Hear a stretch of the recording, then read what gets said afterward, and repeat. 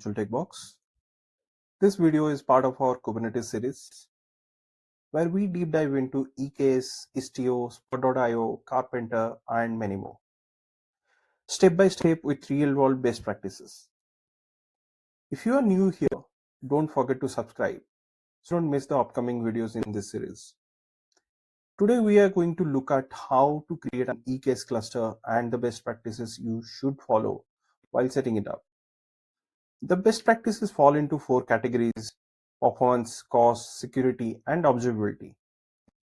On the screen, you can see the architecture that we will be deploying for this exercise. Before jumping into the hands-on part, let's quickly cover the prerequisites.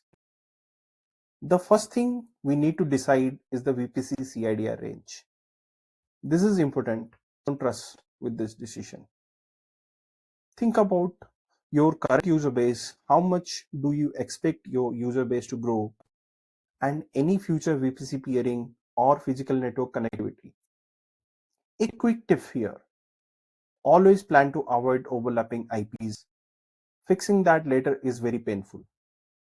For our demo, we'll keep it simple with 10.0.0.0/16 range. Inside this VPC, we'll create 6 subnets, 3 public and 3 in private.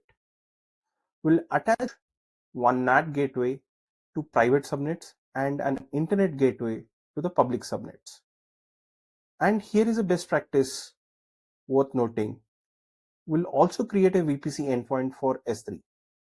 That way, all our S3 API calls remain private and don't touch the public internet. That saves cost as well as it is more secure. Next, IAM roles. At minimum, we need 2 roles. One, the cluster role, and second, the node role. You can create these roles manually before setting up the cluster, or just let them be created during the cluster creation. Quick note: if you are using tools Istio or Spot.io, these roles usually get created automatically for you while creating the cluster. Now, depending on the add-ons you select, you might need a few more roles. And one golden rule here: never use the AWS root user to create this cluster.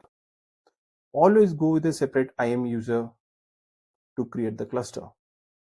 Remember, the user who creates the cluster will automatically get admin access to it.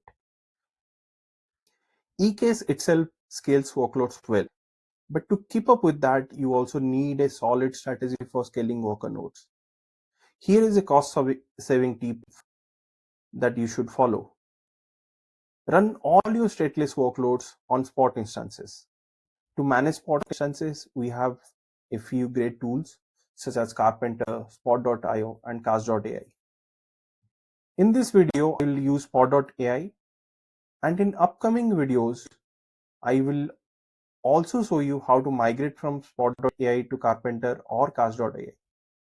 Spot.io gives us 2 options: either create the cluster directly in the Spot.io console, which will give us a CloudFormation template, and then we can run that in our AWS account to create the cluster, or create the cluster manually in the AWS console first and then onboard the cluster and the node group to Spot.io, and then Spot.io manages the node group. Next part is the security consideration. For this setup, all worker nodes will sit inside private subnets. Then I'll be using 2 load balancers, one public and one private. This way we can expose only what needs to be public while keeping internal services protected.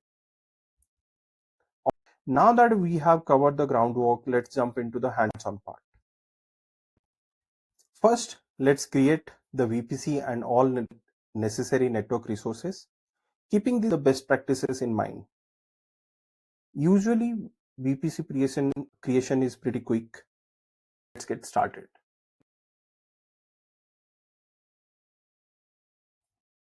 To create the VPC, you can go with Terraform or you can create manually. For this exercise, I'm creating manually, but in the upcoming series of Terraform or infrastructure as code, I'll be creating the VPC from Terraform. I am selecting VPC and more, where all other resources will automatically be created. I'm giving it a name called as demo VPC. You can name it accordingly or according to your need. As I have mentioned, I'm keeping the subnets 3 for public and 3 for private, and I'm ensuring the subnets are segregated across 3 availability zones.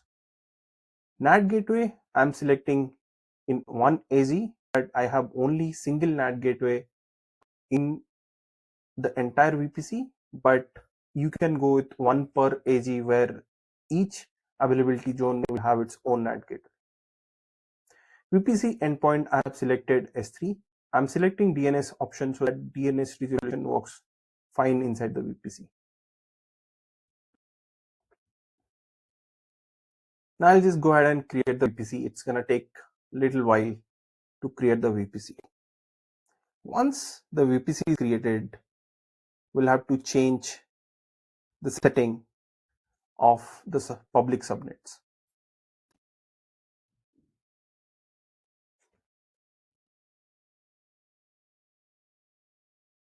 The VPC has been created successfully. The next step is to create the EKS cluster, which we'll see in the next video. And that wraps up today's video on creating the VPC and IAM resources for EKS.